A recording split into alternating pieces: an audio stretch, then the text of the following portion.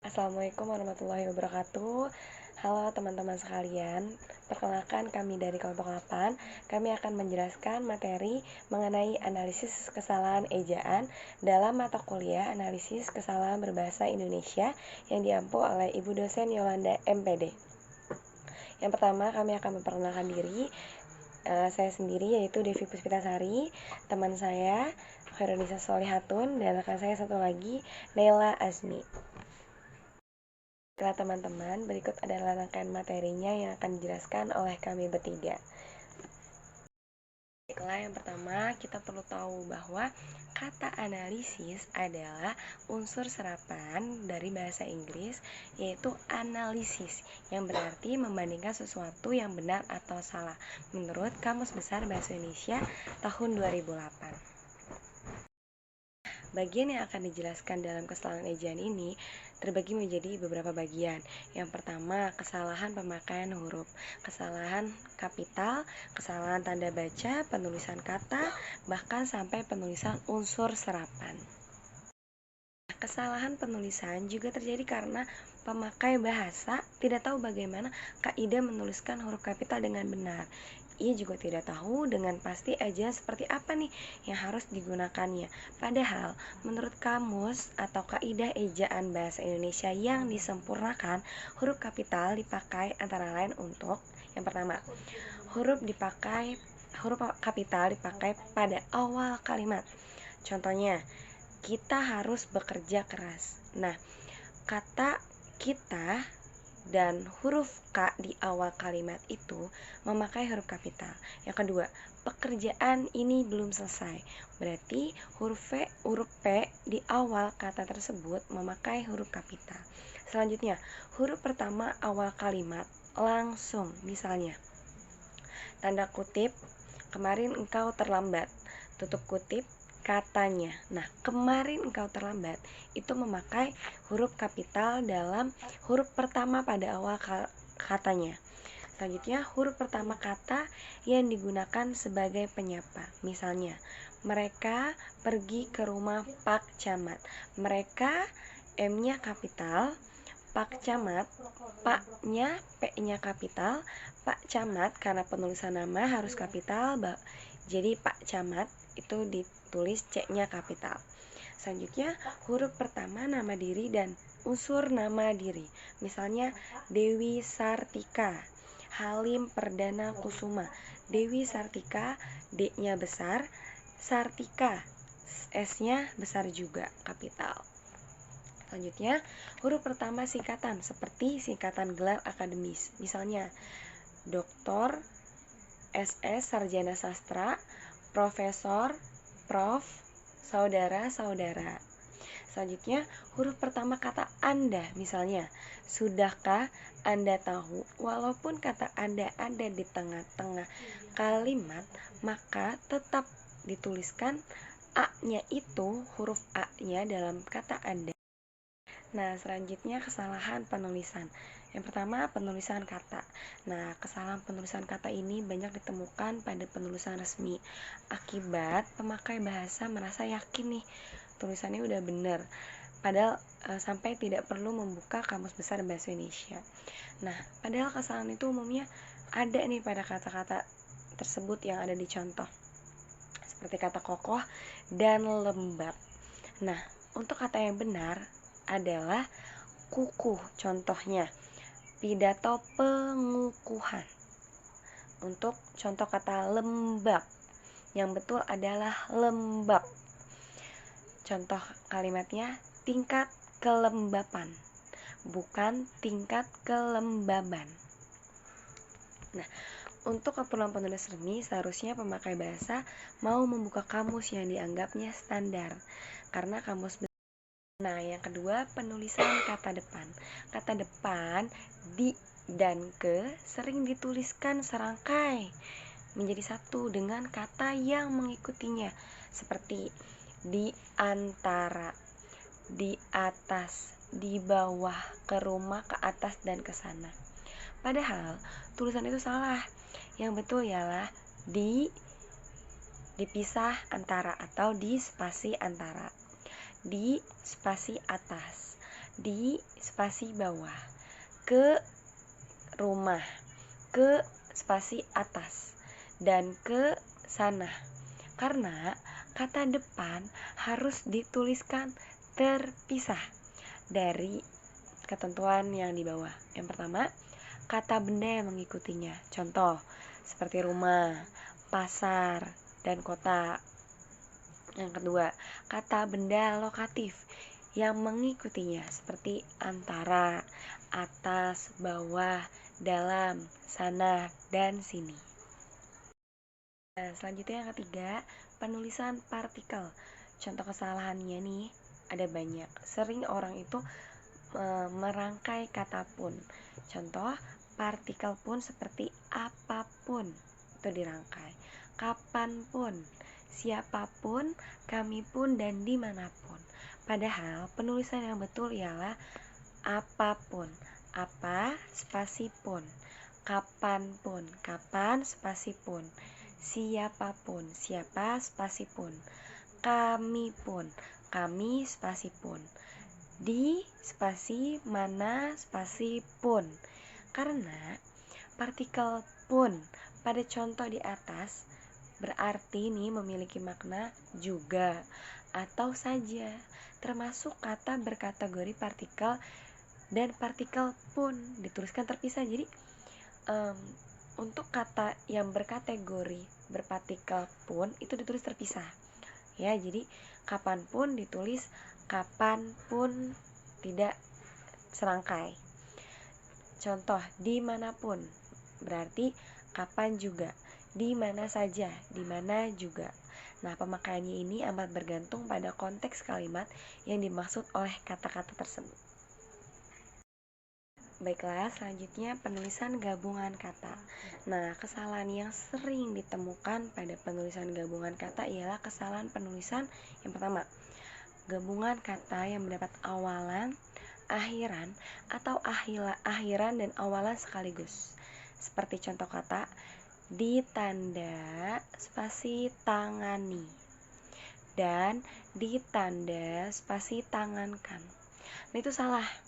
Padahal yang benar adalah dirangkai semuanya, ditanda tangani dan ditanda tangankan. Kenapa? Karena keduanya gabungan kata itu mendapat awalan dan akhiran sekaligus. Jadi ketika ada awalan dan akhiran sekaligus, itu ditulis serangkai. Contoh, pertanggungjawaban. Seperti itu. Gabungan kata yang terdiri atas lebih dari 3 kata. Seperti ini yang salahnya, buku sejarah baru. Nah, ini bisa membingungkan nih ya, maksudnya apa gitu artinya. Yang kedua, pedagang udang tanpa kepala. Ini bisa membingungkan juga nih, banyak arti. Nah, karena itu gabungan kata itu bisa dituliskan menjadi buku sejarah baru menjadi sejarah baru versus sejarah lama. Buku tanda hubung sejarah baru sama dengan buku tanda hubung sejarah baru versus buku matematika baru, buku sejarah baru versus buku tanda hubung sejarah lama. Nah, selanjutnya pedagang tanda hubung udang tanpa kepala. Ini mengartikan pedagangnya tak berkepala. Selanjutnya pedagang udang tanda hubung tanpa tanda hubung kepala. Maksudnya adalah udangnya yang tidak berkepala. Jadi pedagang menjual udang yang tidak ada kepalanya. Baik, saya akan menjelaskan mengenai penulisan unsur serapan. Di dalam Kamus Besar Bahasa Indonesia, penulisan unsur serapan didasarkan pada penyesuaian ejaan atau kata, bukan pada penyesuaian bunyi atau lafal. Misalnya kata bank dengan sangti. Nah, diserap ke dalam bahasa Indonesia menjadi bank dan sanksi. Bukan bank dengan huruf G dan sanksi di tengahnya juga dengan huruf G, walaupun bunyi kata kedua tersebut sama, ternyata bank dan sanksi itu memiliki makna tersendiri. Lalu berikut ini ada beberapa contoh kesalahan serapan. Yang pertama yaitu ada kata kwitansi, yang dimana kalau kata kwitansi itu tidak ada kata w di dalamnya, melainkan digantikan dengan huruf u di situ. Lalu yang kedua ada kata kualitas, sama dengan kwitansi. Kualitas ini tidak menggunakan huruf w, melainkan menggunakan huruf u. Lalu kata yang ketiga ada kuantitas. Kuantitas yang benar itu adalah penulisan katanya bukan dengan huruf w, tetapi menggunakan huruf u. Lalu yang selanjutnya ada kata jadwal. Jadwal ini penempatan hurufnya yang benar itu adalah menggunakan huruf w bukan u. Lalu selanjutnya ada kata resiko, yang benar itu adalah risiko, tidak menggunakan huruf e di dalamnya. Lalu yang selanjutnya ada kata sistem, yang dimana kata benarnya itu adalah sistem bukan sistem. Lalu yang selanjutnya ada kata teknik, yang dimana kata benarnya itu adalah teknik. Lalu selanjutnya ada pembahasan tentang kesalahan pemakaian tanda baca. Kesalahan pemakaian tanda baca yang sering ditemukan misalnya kesalahan pemakaian tanda baca pada perincian yang disusun ke bawah, misalnya terutama pemakaian tanda koma, titik koma, dan titik dua. Kemudian pemakaian tanda garis miring, tanda kurung, dan tanda pisah. Berikut beberapa contoh kesalahan ejaan dan perbaikannya. Di sini ada beberapa contoh kesalahan ejaan. Yang pertama itu adalah selamat pagi Pak, apa kabar Bapak sekeluarga? Itu adalah penulisan yang salah. Di sini ada perbaikannya. Untuk selamat pagi Pak, kata Pak itu harus diawali dengan huruf kapital karena dia menunjukkan seseorang. Dan apa kabar Bapak sekeluarga? Nah, sama Pak dengan Bapak itu harus diawali dengan huruf kapital. Dan yang kedua, di situ ada kalimat menurut Bupati semua camat harus bekerja dengan baik. Nah, itu adalah contoh kalimat yang salah. Lalu perbaikannya itu di situ adalah menurut Bupati semua camat harus bekerja dengan baik. Nah, perbaikannya itu adalah di kata Bupati dan camat. Bupati itu tidak harus diawali dengan huruf kapital dan camat itu juga tidak harus diawali dengan huruf kapital. Dan kerja dengan baik itu kerja dengan harus ada spasi atau jedanya. Lalu contoh selanjutnya ada kalimat dia sangat pandai membaca Al-Quran. Nah, kata perbaikannya itu adalah, kalimat perbaikannya adalah dia sangat pandai membaca Al-Quran. Nah, di sini ada kata Al-Quran yang dimana kesalahan tanda bacanya itu yang benar harus ada tanda petiknya menurut sesuai dengan KBBI. Selanjutnya ada kata besar sudut sebuah segitiga 180 derajat. Nah, perbaikannya adalah kata segitiga itu harus digabung, yaitu segitiga tanpa harus dipisah. Selanjutnya ada kalimat surat Anda sudah diterima, permintaan Anda akan kami penuhi. Nah, di situ ada kata kalimat perbaikannya yaitu surat Anda sudah diterima, permintaan Anda dapat dipenuhi. Nah, kata Anda itu harus diawali dengan huruf kapital. Lalu selanjutnya yaitu ada kalimat dia itu anak Anda, bukan anak saya. Nah, kalimat perbaikannya itu adalah dia itu anak Anda, bukan anak saya. Nah, andanya di situ juga harus menggunakan huruf kapital. Selanjutnya ada kalimat kemarin saya membeli kacang Bogor, asinan Bogor, beras Cianjur, dan sambal Lampung. Nah, perbaikannya di sini adalah asinan itu buatan, asal atau khasnya. Nah, maka yang dikatakan di situ ada sebuah wilayah ya atau nama daerah, di situ menunjukkan ciri khas makanan tersebut. Misalnya contohnya tadi adalah kacang Bogor. Nah, kacang tersebut berasal atau khasnya itu dari Bogor, dan begitupun juga asinan Bogor dan beras Cianjur. Selanjutnya ada kalimat dia tinggal di sini bersama ibu dan adiknya.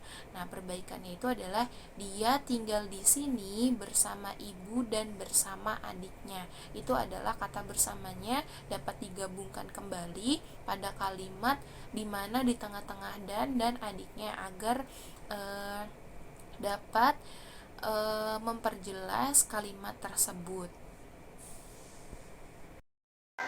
Baiklah teman-teman, kesalahan yang berikutnya adalah pada kalimat panaskan adonan ini dalam oven dengan suhu 220 volt. Yang salah pada kalimat itu ialah penulisan kata volt. Pada kalimat itu, volt seharusnya dituliskan dengan huruf awal kecil karena kata volt tidak digunakan sebagai nama diri orang, tetapi digunakan sebagai nama jenis ukuran. Nah, teman-teman, kesalahan yang selanjutnya adalah saya tidak masuk bekerja karena sakit.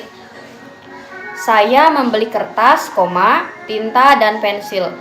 Nah, pemakaian tanda koma sebelum keterangan karena sakit pada kalimat saya tidak masuk bekerja adalah salah karena predikat yang langsung diikuti keterangan seperti itu tidak boleh diantarai oleh tanda koma. Kemudian setiap perincian yang lebih dari 2 seperti pada contoh saya membeli kertas, tinta, dan pensil itu harus didahului oleh tanda koma. Jadi perbaikan kalimat itu adalah saya membeli kertas, tinta, dan pensil. Kesalahan berikutnya adalah pada kalimat pengedar dan atau pemakai narkoba dapat dikenai hukuman berat. Perbaikannya adalah pengedar dan garis miring atau pemakai narkoba dapat dikenai hukuman yang berat. Lalu kesalahan berikutnya pada kalimat banjir itu menewaskan 1, 2, 3, 5 orang atau 1235 orang. Angka 1, 2, 3, 5 menunjukkan jumlah, bukan menunjukkan urutan. Nah, oleh karena itu, angka itu harus menggunakan tanda titik, penanda batas ribuan dan ratusan. Kalimat perbaikannya dapat dituliskan menjadi banjir itu menewaskan 1235 orang atau 1,235 orang. Kesalahan selanjutnya pada kalimat saya membaca buku dalam petik Sejarah Indonesia terbitan terakhir. Nah, menurut kaidah ejaan, judul buku dituliskan dengan huruf miring, bukan diapit oleh tanda kutip ganda karena tanda kutip ganda dipakai untuk menandai artikel. Jadi, kalimat perbaikannya adalah saya membeli buku Sejarah Indonesia terbitan terakhir. Sejarah Indonesia yang ditulis dengan huruf miring. Kemudian kesalahan berikutnya adalah pada kalimat peristiwa itu terjadi pada tahun 1983-an. Yang salah pada kalimat di atas adalah penulisan 1983-an. Seharusnya di antara angka 1983 dan akhiran an diberi tanda hubung, sehingga bentuknya menjadi tahun 1983 strip an. Walaupun sudah diperbaiki, tulisan itu tetap tidak masuk akal karena tahun 1983 sudah merupakan angka tahun yang pasti. Jika sudah pasti, gunakan angka tahun yang pasti juga dan tidak diperlukan akhiran an. Jadi, tuliskan tahun 1983. Kesalahan selanjutnya ada pada kalimat anggota tim diberhentikan karena A. Atas permintaan sendiri, B. Menjadi terdakwa dalam perkara pidana, C. Tidak memenuhi kewajiban sebagaimana ketetapan pasal 5, titik. Sebagai catatan, contoh di atas adalah bisa diterima. Namun di dalam peraturan harus jelas apakah anggota tim akan diberhentikan manakala semua syarat ataukah salah satu saja syarat itu terpenuhi. Nah, supaya jelas, perincian itu seharusnya dituliskan menjadi anggota tim diberhentikan karena A. Permintaan sendiri, B. Menjadi terdakwa dalam perkara pidana, dan C. Tidak memenuhi kewajiban sebagaimana dimaksud di dalam ketentuan pasal 5. Kalimat tersebut menegaskan bahwa anggota tim akan diberhentikan manakala semua syarat yakni syarat A, B, dan C terpenuhi. Kesalahan selanjutnya ada pada kalimat pengelola komplek memberi ambulan untuk merespon warga yang kesulitan membawa orang sakit ke rumah sakit di kota. Kalimat ini salah dalam menuliskan kata komplek, ambulan, dan merespon. Yang benar ialah kompleks, ambulans, dan respons. Jadi kalimat itu seharusnya pengelola kompleks membeli ambulans untuk merespons warga yang kesulitan membawa orang sakit ke rumah sakit di kota. Yang selanjutnya adalah kerjasama, tanda tangan, terima kasih, tata krama, memberitahu, pertanggungjawaban, di atas, di antara. Nah, seharusnya kata-kata itu dituliskan dengan ejaan yang benar, yaitu kerja sama, tanda tangan, terima kasih, tata krama, memberi tahu, pertanggungjawaban, di atas, di antara, di antara. Nah, untuk kata pertanggungjawaban berasal dari dua buah kata, yaitu tanggung dan jawab, lalu mendapat konfiks per an. Jadi perbaikannya adalah pertanggungjawaban menjadi satu kata. Lalu untuk kata kerjasama adalah merupakan gabungan dari dua buah kata. Yang terakhir adalah kesalahan hakikat, nasihat, dan jadwal. Kata-kata nasihat, hakikat, dan jadwal diserap dari bahasa Arab. Bahasa itu hanya memiliki 6 buah fonem vokal, yaitu A, I, U. Dan 3 fonem vokal yang panjang, yaitu A, I, dan U.